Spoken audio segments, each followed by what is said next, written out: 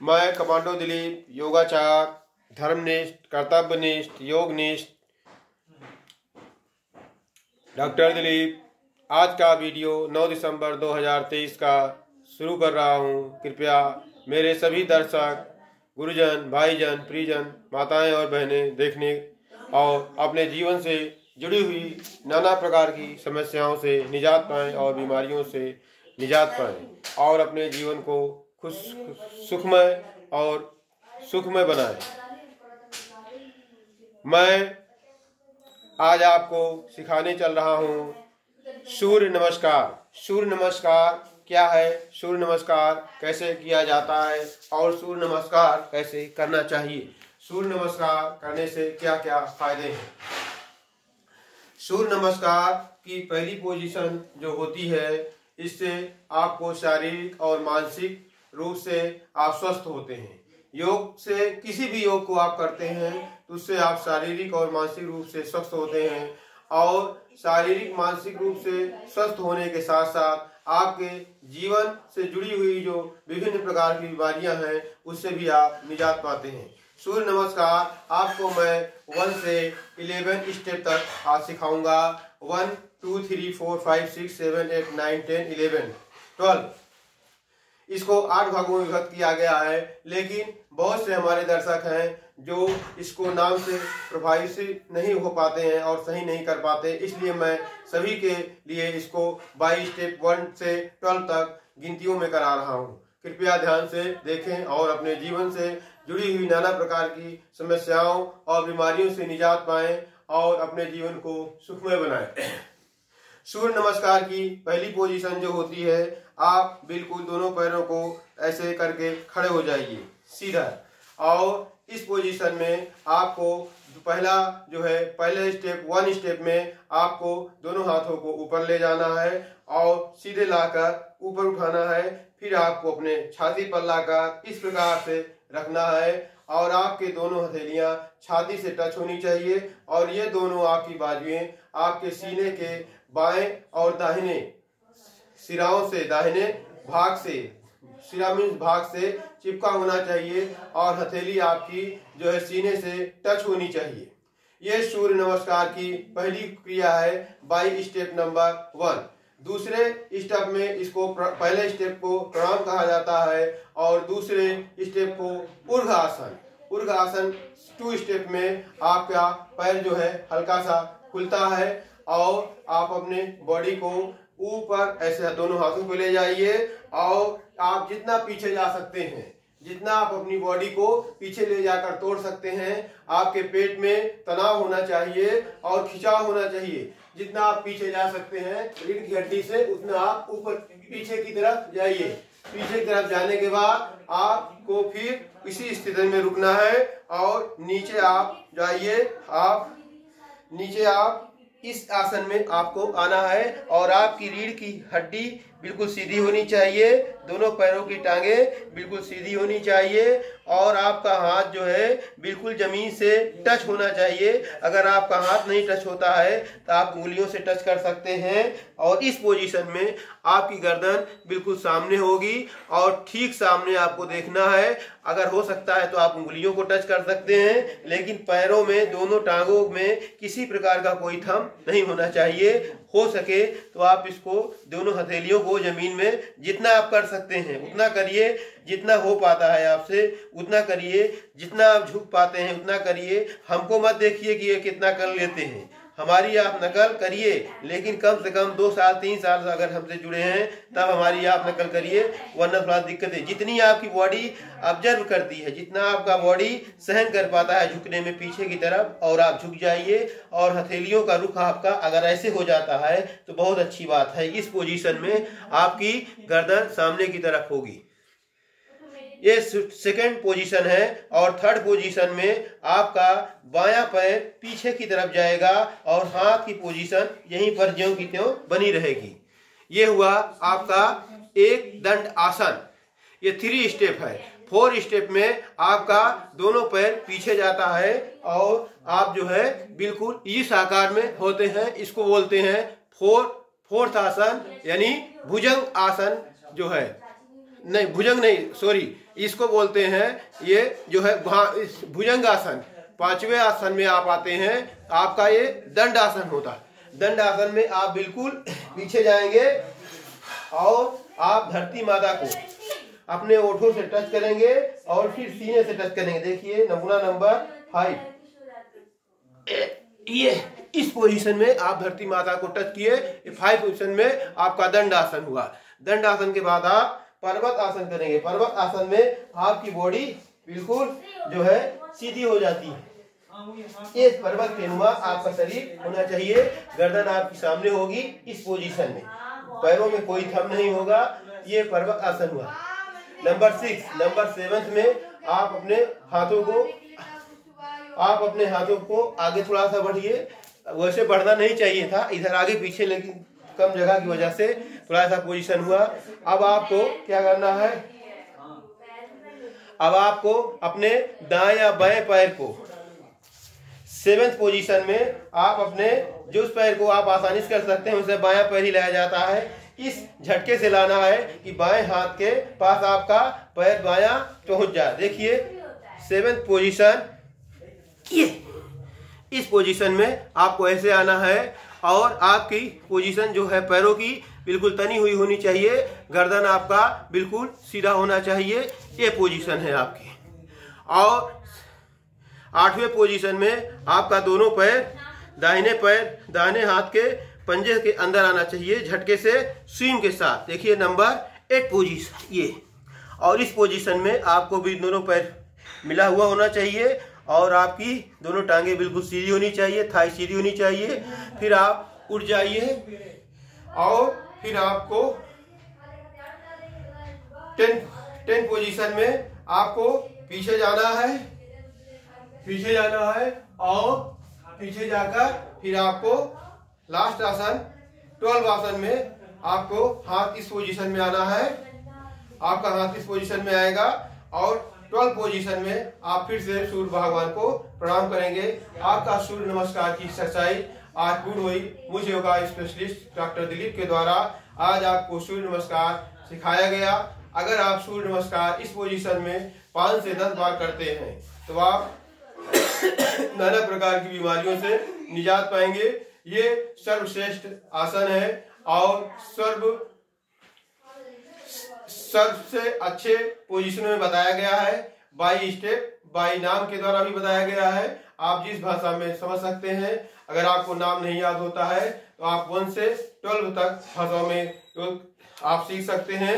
1 से 12, 1 से 12 पोजीशन में माना जाता है। 8 भागों में इसको बांटा गया है और विभक्त किया गया है 12 भागों में। और सूर्य नमस्कार से हमारा मानसिक और शारीरिक संतुलन ठीक रहता है। मानसिक और शारीरिक रूप से बीमारियों से किसी भी योगा के द्वारा हमारे शारीरिक और मानसिक रूप से हम स्वस्थ रहते हैं और हम बीमारियों से दूर रहते हैं। मानसिक और शारीरिक रूप से हम स्वस्थ रहते हैं। हम उसको स्वस्थता के लिए सारे योग का आसन किया जाता है और योग का सिर्फ एक उद्देश्य होता है, शारीरिक और मानसिक रूप से स्वस्थ रहे।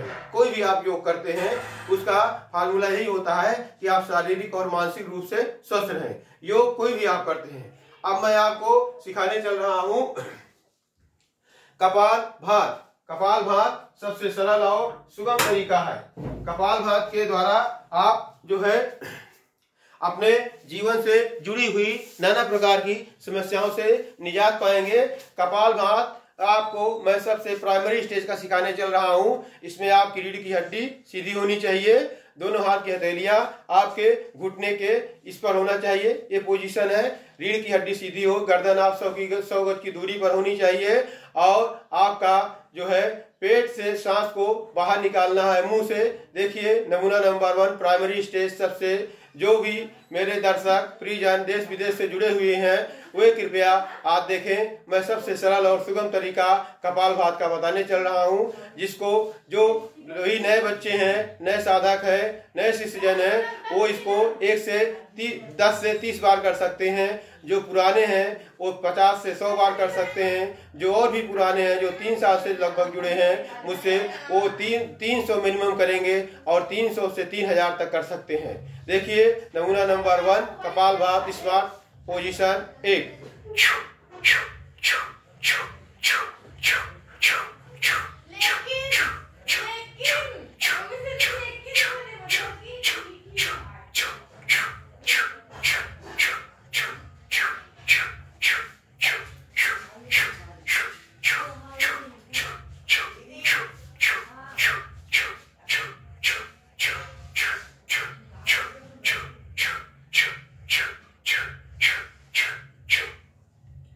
पहले स्टेप में आप नए साधक हैं, नए बच्चे हैं, नए शिष्य हैं, नए गुरुजन हैं, तो आपको 30 बार करना है, अधिकतम 30 बार, मिनिमम आपको 10 बार से स्टार्ट करना है। और फिर उसके बाद आपको 10 से 30 बार नाक से सांस को बाहर निकालना है, मुंह को बंद रखना है। जो पेट के अंदर वायु विकार आपके बॉडी के अंदर भरा हुआ है उसको जो है आपको बाहर निकालना है नाक के द्वारा। देखिए नमूना नंबर 2 कपालभात, सबसे स्मार्ट और लेटेस्ट मॉडल का।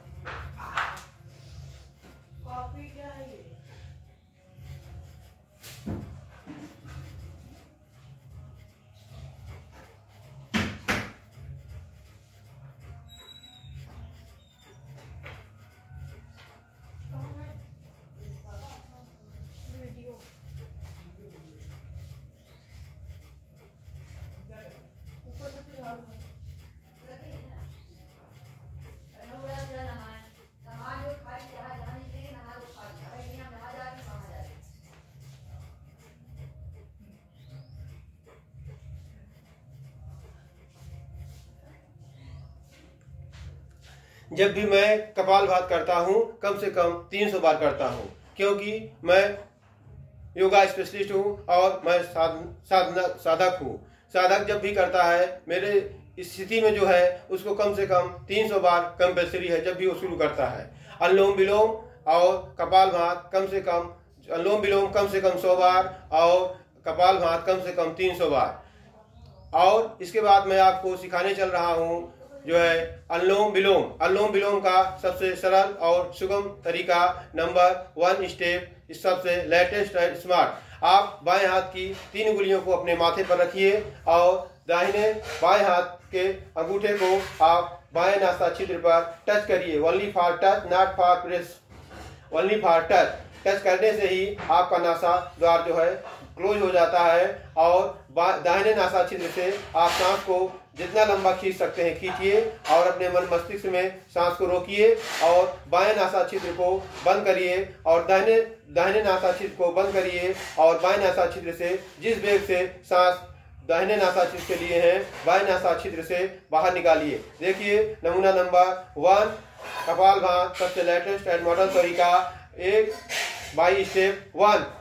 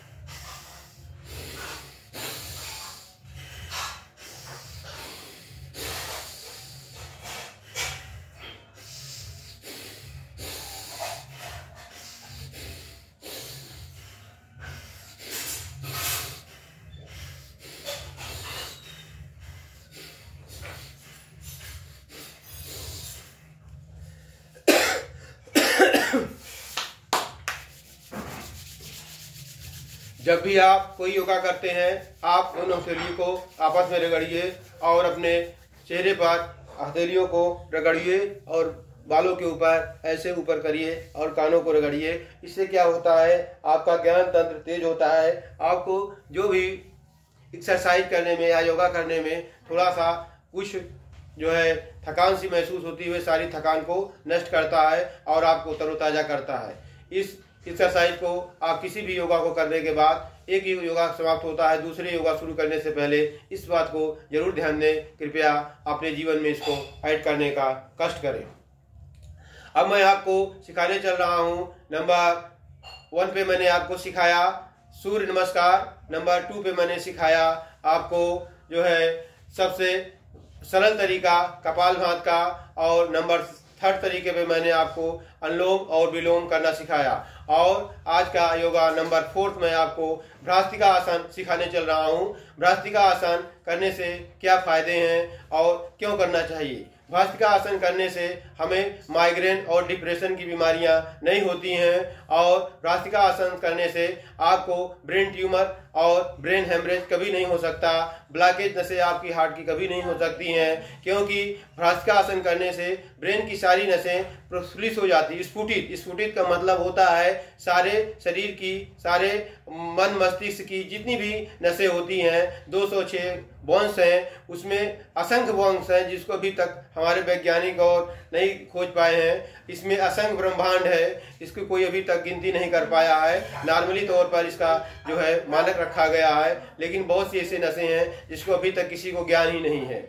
इसमें जितनी भी नसें होती हैं वो सारी नसें जो है एक्टिव हो जाती हैं और हमको डिप्रेशन से दूर करती हैं।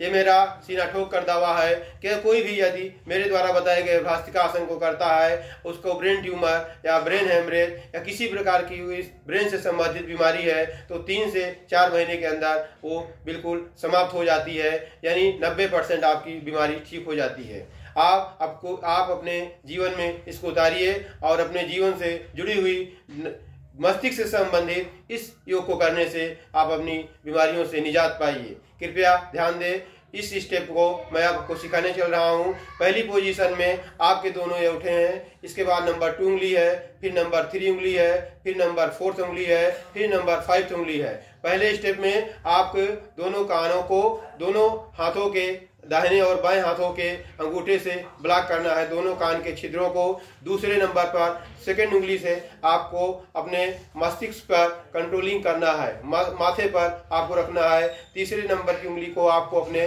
पलक पे रखना है, दोनों आंखों की पलकों पर रखना है। चौथे नंबर की उंगली को आपको अपने ओंठ के ऊपरी हिस्से पर रखना है, और 5वें नंबर की उंगली को आपको ओंठ के निचले हिस्से में रखना है, और आपको ओम का उच्चारण अमरूद के आकार का करना है। देखिए नमूना नंबर 1 भ्रास्तिका आसन।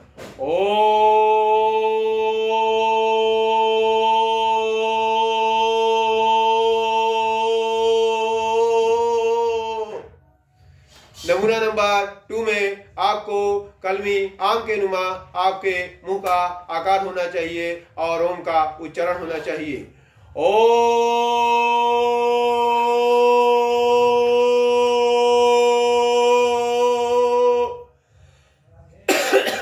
नंबर 3rd पोजीशन में आपका ओम का आकार ऐसा होना चाहिए, ओम की ध्वनि ऐसी करनी है कि आपका मुंह के आकार का बिल्कुल चंद्राकार यानी चांद के आकार का होना चाहिए।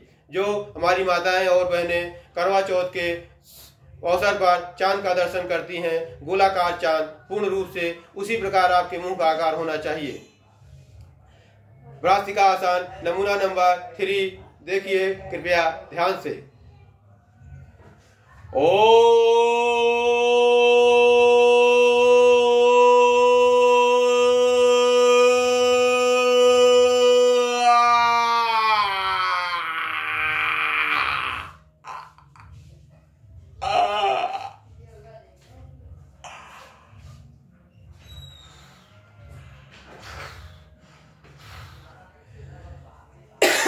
भ्रास्तिकासन की तीसरी पोजीशन में आपका मुंह बिल्कुल खुल जाता है और गले और थायराइड की बीमारी में भी आप इससे निजात पाते हैं और गले का किसी प्रकार का इन्फेक्शन है तो आपका दूर हो जाता है। मैं डॉक्टर दिलीप योगा स्पेशलिस्ट आपको सुझाव देता हूं कि आपको गले से संबंधित कोई भी बीमारी है या इन्फेक्शन है तो आप भ्रास्तिकासन करके अपने जीवन को सुखमय बनाइए। आज का वीडियो मैं यहीं पे समाप्त करने चल रहा हूं। माननीय श्री प्रधानमंत्री श्री योगी आदित्यनाथ जी, माननीय श्री प्रधानमंत्री श्री नरेंद्र मोदी जी और माननीय मुख्यमंत्री श्री योगी आदित्यनाथ जी के द्वारा चलाए गए इस अभियान को मैं पूर्ण करने में सतत प्रयास कर रहा हूं और देश विदेशों में भी मेरे प्रचार और प्रसार हो रहे हैं। ऑनलाइन यूट्यूब के माध्यम से सभी दर्शक और मेरे प्रिय भाई बंधु इसको देख रहे हैं और अपने जीवन से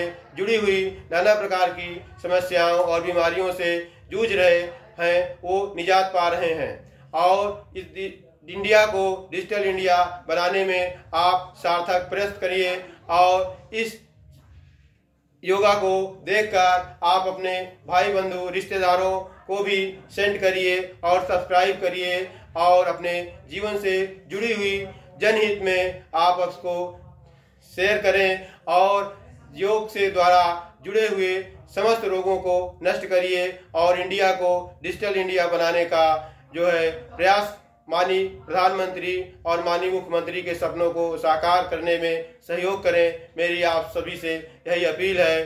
जय हिंद, जय भारत, जय जवान, जय किसान, जय विज्ञान, जय हिंदू, जय सनातन धर्म।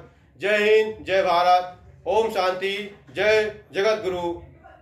ओम नमः शिवाय, ओम नमः शिवाय, ओम नमः शिवाय।